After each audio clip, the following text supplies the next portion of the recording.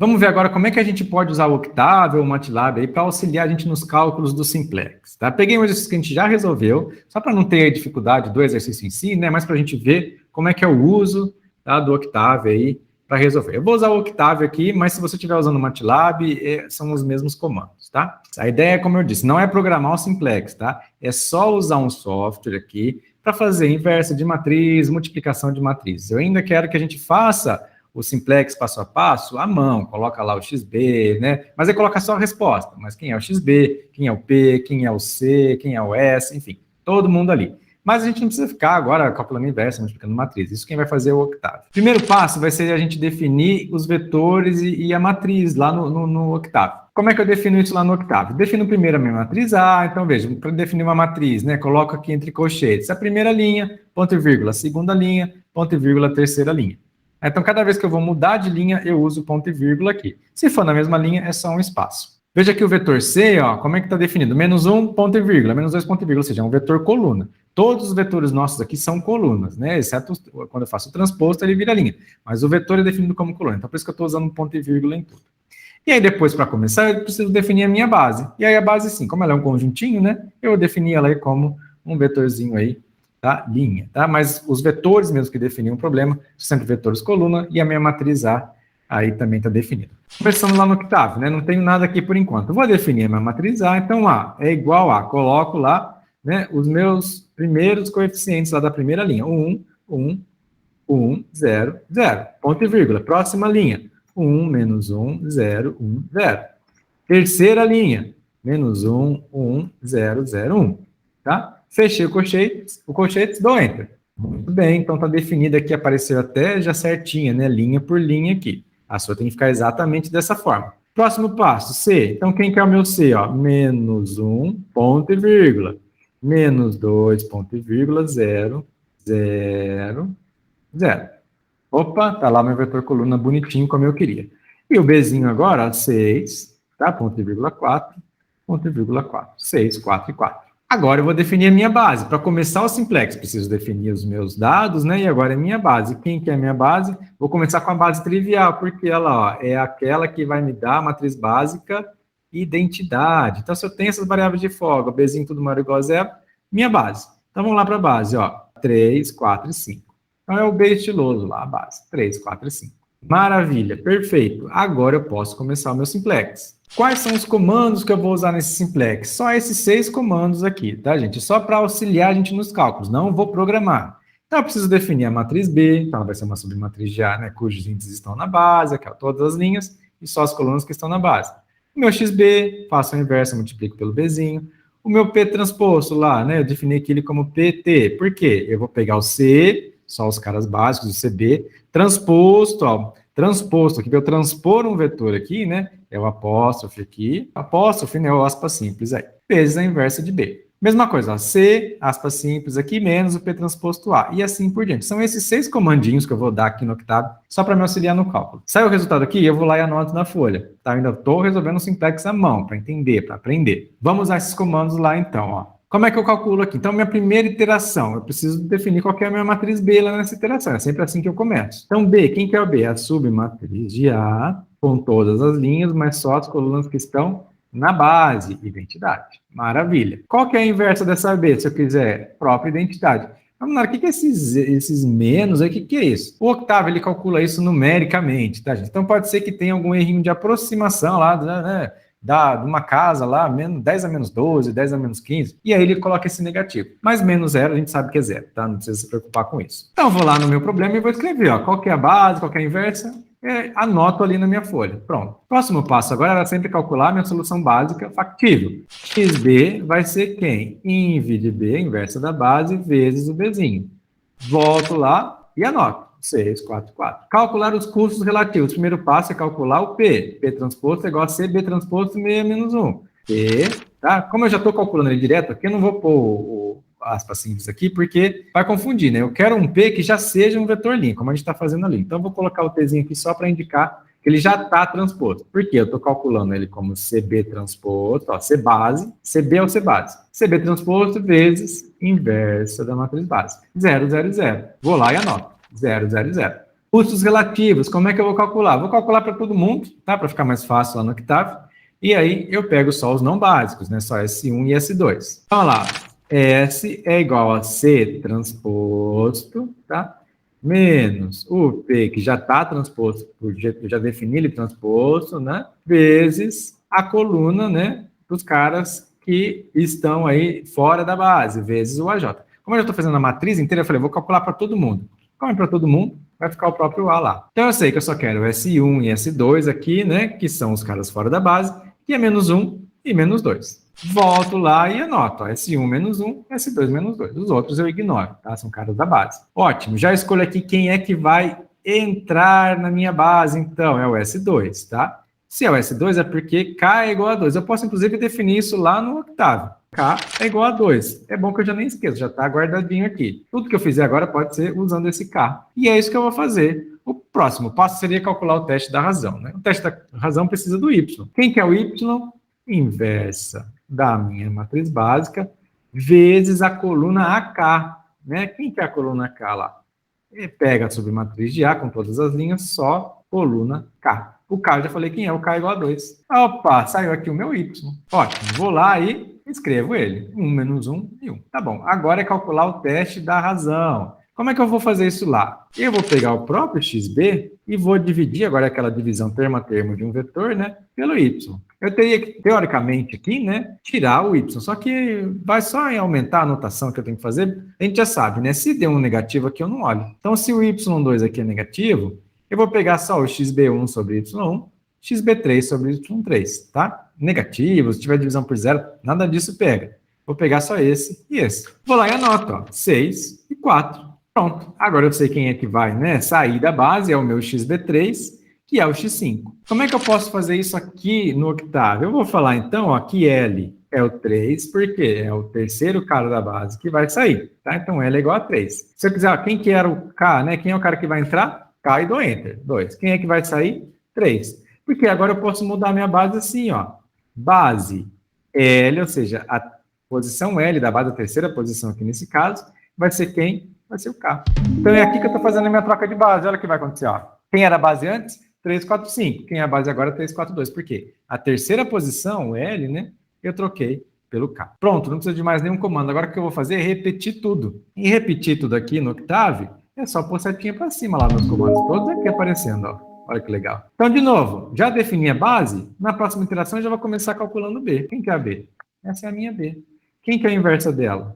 Tá inversa lá. É tudo. XB, né, inversa da matriz básica vezes o Bzinho. Olha lá, já tá aqui. Eu vou pondo para cima, ó. XB, inversa da base, da matriz básica vezes o Bzinho. Já tenho o meu XB. Vou lá e anoto. 2, 8, 4. Custos relativos. Vou calcular o P. Veja aqui, ó. Se eu começar a digitar a primeira letra e pôr para cima, ele já vai direto. Então, né, já facilitou muito minha vida. Quem que é o P? 0, 0 e menos 2. Olha lá, um vetor, tá? Linha, porque ele já está transposto aqui nesse cálculo. Calculo S1 e S5. Na verdade, eu vou calcular usando, né, todo mundo. Mas eu pego só o 1 e o 5, ó.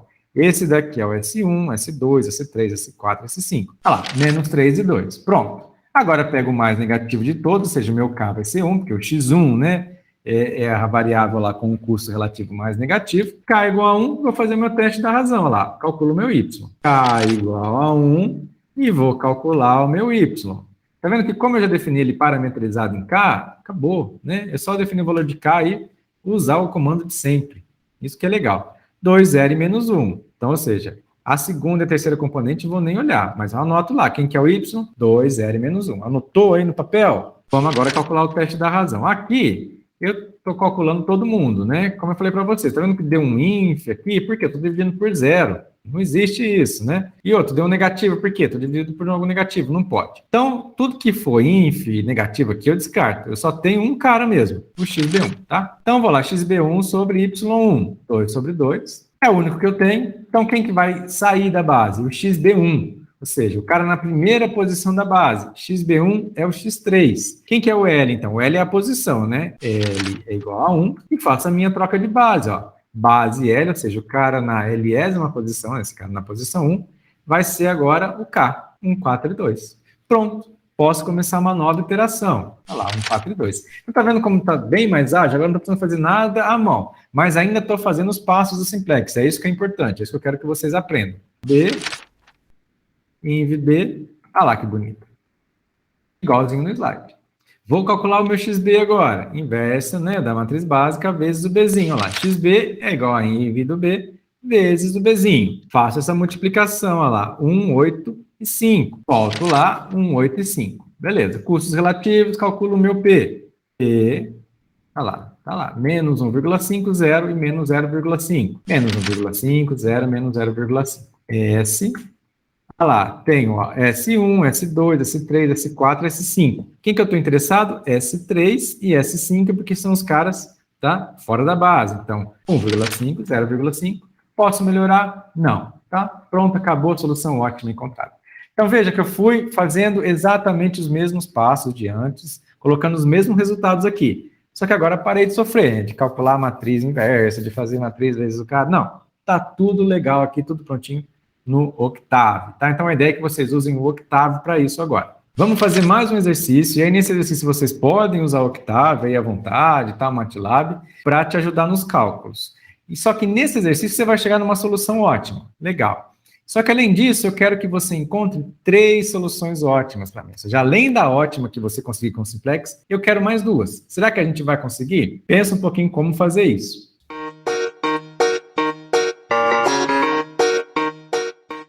Bom, vamos ver como resolver esse exercício então, tá? Eu vou mais rapidinho agora, porque essa parte do Simplex vocês já estão craque aí, né? Já sabem aí muito bem, tá? Fez aí com o Octave, então, ó, primeiro passo, né? Foi entrar lá com a matriz, com os vetores, foi calculando tudo bonitinho, né?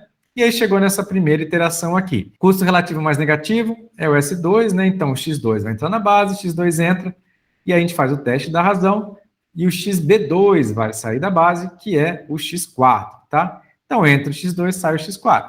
Beleza, foi para um novo ponto, agora esse daqui é o ponto. Acha lá o XB, 1,5, 5 e 0,5, legal. Vai calcular o custo relativo e pum, acabou. Todo mundo maior ou igual a zero. Aí você achou uma solução ótima, né? O exercício pedia 3, você já achou a primeira delas, aí um terço já está resolvido. Que solução que é essa? Ó, achamos uma primeira aqui, que é, se eu pegar lá, quem que é o X1? X1 está fora da base, é 0. X2 é o segundo da base aqui, né? Então, ó lá, 5.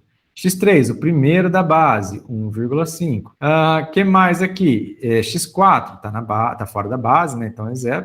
E o X5 é o último cara da base. Se a gente substituir lá na função objetivo, ó, a gente vai ter que o f desse cara aqui, ó, menos 1 vezes 0, né? 0, menos 2 vezes 5, menos 10. Então, essa aqui, né, a solução ótima, esse aqui, o valor ótimo, tá? O valor dessa solução ótima. Legal. Como eu acho mais 2? Como é que a gente pode fazer isso? A gente vai usar a seguinte observação. Lembra que o custo relativo era essa taxa de variação, né? Quanto é que muda a minha função objetivo? Se aquela variável lá, né, correspondente deixar de ser 0? Então, se o x1 deixar de ser 0, quanto que vai mudar a minha função objetivo lá? O valor da minha função objetivo? 0, porque é o 0 que está multiplicando ele. Então, pera, tem uma variável que ela pode deixar de ser 0, né? Ela vai assumir um valor. Então, ou seja, vai ser uma solução diferente dessa daqui, porque x1 não vai mais ser 0, tá? Só que, né, não vai mudar nada na minha função objetivo, no valor da minha função objetivo. É uma outra solução, um outro ponto, com o mesmo valor na função objetivo, ou seja, que também tem o valor ótimo. Logo, esse ponto também é ótimo, tá? Então, quando aqui for 0, tem aí, né, um indicativo de que eu posso ter uma solução alternativa, de que eu posso ter uma outra solução, tá? Com o mesmo valor, ou seja, uma outra solução ótima. Então, isso indica múltiplas soluções ótimas. Não dá para garantir por quê. Se o problema for degenerado, e a gente vai ver isso mais para frente, aí não dá para garantir.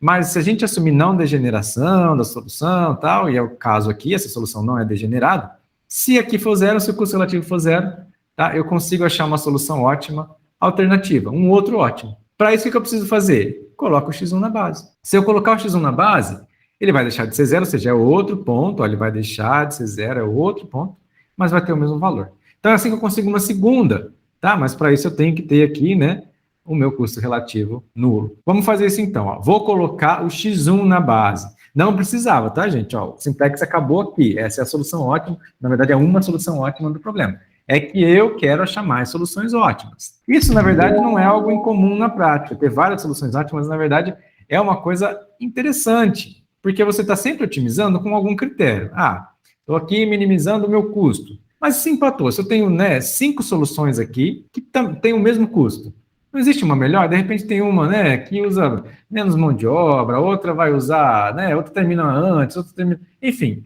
eu posso depois olhar elas e ter algum critério. Isso é importante na tomada de decisão.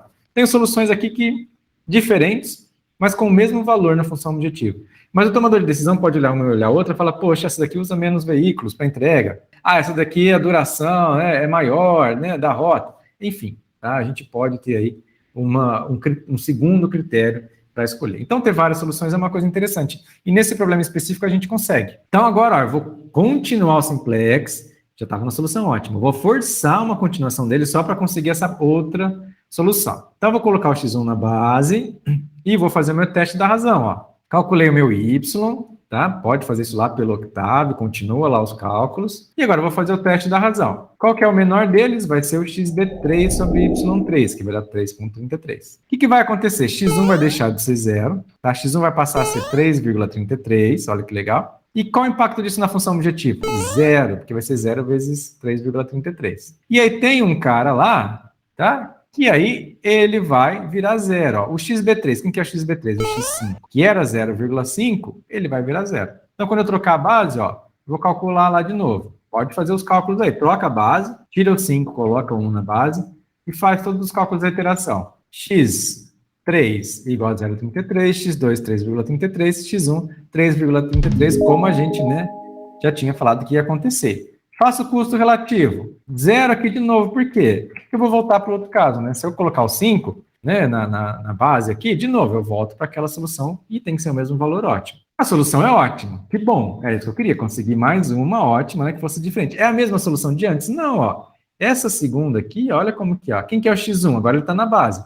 3,33. Quem que é o x2? Também está na base, 3,33. Quem que é o x3? Também está na base, 0,33. Sobrou x4 e x5 aqui igual a 0. Completamente diferente, ó. 3,33, 3,33, 0,33. Olha a outra solução agora, 0, 5, 1,5, ou seja, completamente diferente. O valor dessa daqui, menos 10. Vamos calcular o valor dessa daqui, ó. A f dessa daqui, vamos ver. Menos 3,33, tá? Menos 2 vezes 0,33, 6. Isso daqui tá aproximado, tá, gente? Isso daqui é 3,33, 3,333, isso aqui é 6,66666. Para quem já trabalhou aí com esses números rebeldes aqui, ó, menos 10, exatamente. Então, o que eu tenho aqui? Uma solução ótima alternativa. É outro ponto extremo, é outra solução básica factível, mas que tem o mesmo valor. Então, ou seja, é um outro ótimo. Achei duas. Como que eu acho uma terceira? Se eu colocar esse cara de novo na base, eu vou voltar para a anterior. Então, não é uma forma de fazer isso. Ficar num loop aí. Como é que eu acho uma terceira? Lembra lá da região factível? Talvez isso aí te ajude. Como é que eu acho uma terceira? Se eu tenho, né, um ponto extremo ótimo, outro ponto extremo ótimo, como eu consigo um terceiro, um quarto, um quinto? É isso daqui, ó. Ah lá, lembra? Se B é um ponto extremo meu, e de fato é, né? O B é lá, 0, 5, foi aquele primeiro que eu achei. Eu poderia ter parado aqui, isso daqui já era ótimo. Mas eu forcei a barra, eu fui lá para um segundo ponto, que é o C. Ah lá, 3,33, 3,... Então eu tenho 2 pontos que eles são ótimos, tá? A minha função objetivo, né, a curva de nível dela, vai ser paralela aqui, tá, a essa restrição. Então, esse ponto extremo é ótimo, esse ponto extremo é ótimo. O simplex achou os dois. E a combinação convexa deles também é ótima. Qualquer ponto aqui, ó, nesse segmento de reta, ou seja, nessa combinação convexa entre os dois, é também um ponto ótimo. Esse é um ponto ótimo, esse é um ponto ótimo, esse é um ponto... Tá cheio de ponto ótimo aqui. Em particular esse. Que ponto é esse? Ah, eu vou pegar, né, uma combinação desse com esse. Que combinação que é essa? Eu vou fazer 0,4 vezes o B, né, vezes aquele primeiro ponto que eu achei, mais 0,6 o C, aquele segundo ponto. Ó. Então, 0,4 vezes a primeira, 0,6 vezes a segunda, é aquele ponto lá, tá, que eu mostrei lá no gráfico para vocês. Esse ponto F aqui. Ah, e se eu quisesse um outro? Basta eu ficar brincando com esses pesos. Em vez de 0,406, 0,505, 0,77, 0,23, não importa. O número que você quiser colocar aqui, desde que este mais este some em 1, tá? Ou seja, a soma dos dois seja 1, tá válido. Vai sempre te dar um outro ótimo. Eu poderia pedir para vocês, escreva infinitos ótimos aqui. Você teria infinitos ótimos para escrever como combinações convexas desses dois primeiros. Óbvio que você ia me odiar eternamente, abandonar a disciplina, trancar, né? Mas, né, por isso eu não vou fazer isso. Eu quero muito que você continue aqui, tá? Estudando pior. Então, eu poderia pedir infinitos, porque existem infinitos, tá? Mas eu pedi só 3, olha como eu sou bonzinho, tá? Não reclamo do professor que deve dar muito exercício, porque ele só pediu 3, tá? Então, se vocês não se comportarem, na próxima lista eu peço infinitos. Bom, resumindo então o simplex, tá? Chega, ó. Em resumo, o que a gente tem? Critérios de parada. Eu comecei o meu simplex, quando que eu paro? Opa, todos os custos relativos maiores ou iguais a zero, você para. Tá? Solução ótima encontrada. Ah, não, todas as componentes, as coordenadas do y são negativas, né? Ou zero, menor ou igual a zero. Para também, por quê? Problema ilimitado. Falta uma coisa para a gente definir, e esse é o próximo tópico que a gente vai estudar. Se o problema for infactível, como é que eu detecto infactibilidade? Eu já detectei aqui um caso especial que era ilimitado. Agora, e se ele for infactível? Tem outro caso especial que a gente viu também, múltiplas soluções ótimas. Aí, ó, vai ter lá o meu custo relativo zero. Tá? Assumindo que o problema é não degenerado, significa que eu tenho múltiplas soluções ótimas, ou seja, diferentes pontos extremos com o mesmo valor, tá? Ou seja, diferentes ótimos aí. Se eu quiser achar vários, basta eu fazer a combinação convexa entre eles. Combinação convexa significa que eu vou fazer o quê? Uma média entre eles, né? Somar aqui os 2 pontos multiplicados por esses fatores aqui que somam 1. Pronto, achei o terceiro ponto. Bom, pessoal, é isso que eu queria falar para vocês do simplex. Então foram aí, né, vários vídeos até a gente chegar neste ponto, mas eu espero que realmente você tenha entendido a ideia do simplex, tá? E como aplicar ele. E, na verdade, mais do que isso, você tenha entendido a importância desse método, tá? Que é isso que é o que realmente importa aqui. Vários conceitos que a gente viu aqui no simplex, né, passo a passo, vão ser importantes agora para estudar outras coisas, como dualidade, tá? Enfim, análise de sensibilidade, várias coisas aqui, vários desses conceitos vão aparecer depois. Por isso que é importante ver ele nessa notação matricial. A gente vai ver também agora nos próximos vídeos como inicializar o método simplex quando a gente não tem aquela base trivial. Aí vai ser o M grande, 2 fases, né? E vai ver também o método Tableau Simplex, que é o método simplex, exatamente como a gente viu aqui, só que usando outra maneira de fazer os cálculos. A gente vai usar uma tabelona aqui e vai ficar fazendo os cálculos nessa tabela. Bom, era isso que eu queria falar para vocês, pessoal. Muito obrigado. Até mais.